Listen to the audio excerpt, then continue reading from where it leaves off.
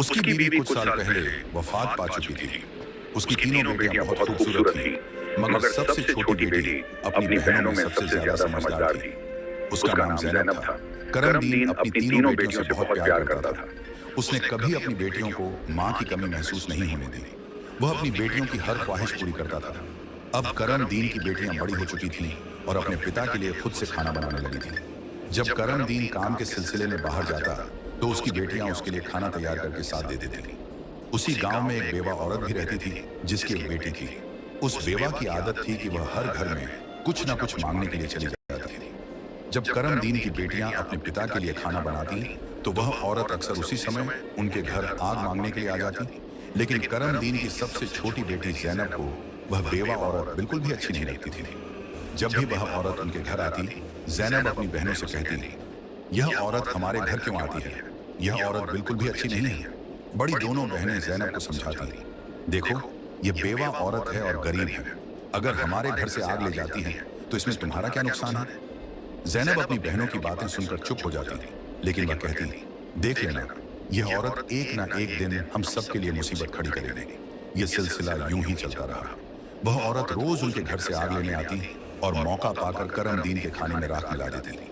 करमदीन ने जब अपने खाने में खराबी महसूस की, तो उसने सोचा कि उसकी छोटी छोटी बेटियां खाना बनाती हैं, इसलिए उनसे कोई गलती हो जाती होगी।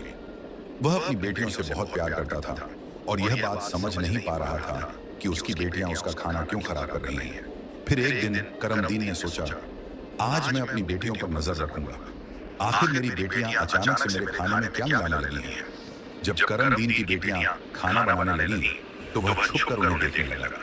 उसकी बड़ी बेटी साफ पानी से चावल धो रही थी, छोटी बेटी सालन बना रही थी और सबसे छोटी बेटी ज़ैनब बर्तन साफ कर रही थी, जिन बर्तनों में खाना डाला जाना था।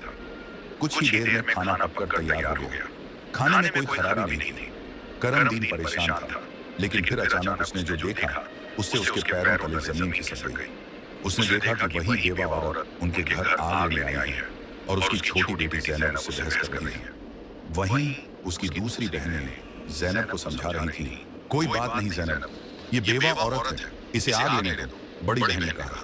लेकिन उस बेवा औरत ने आग लेने के बहाने नजरें बचाकर करमदीन के खाने में राख मिला दी और सारा खाना खराब कर दिया। यह देखकर करमदीन को बहुत गुस्सा आया।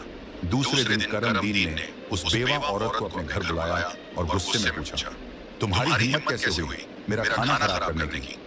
वह औरत बड़ी नाटकीय अंदाज में करमदीन के पास आई और उसके सीने पर हाथ फेरते हुए कहने लगी, अरे, मैं तो यह देख रही थी कि तुम सच में अपनी बेटियों से प्यार करते हो या नहीं।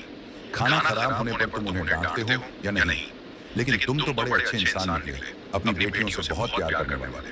तुमने तो मेरी चोरी फौरन पकड़ ली। अब मुझे यकीन हो गया है कि तुम अपनी बेटियों से बहुत प्यार करते हो। आइंदा ऐसा कुछ नहीं होगा, करने लगा, क्योंकि वह बेवा औरत खूबसूरत थी। करमदीन उसके व्यवहार से प्रभावित होकर